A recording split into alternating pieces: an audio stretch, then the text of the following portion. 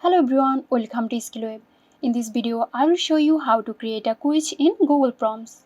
So let's get into the video.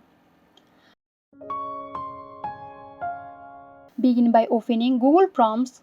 Now click on the plus button to create a new prompt. Then go for settings. Now choose the quiz option to set it up as a quiz. Give your quiz a title and description to provide context to your respondents. Click on Untitled Question to add your past question. Choose the question type and input your question and correct answer. To add more questions, click on the plus button and repeat the process. You can add various question types like multiple choice, short answer, and more. So it's that easy. Hope this video helped you out. Stay tuned for more helpful tutorials here at SkillWave. This video is sponsored by Zerosoft. Zerosoft offers graphic design, UI UX design, digital marketing and web development.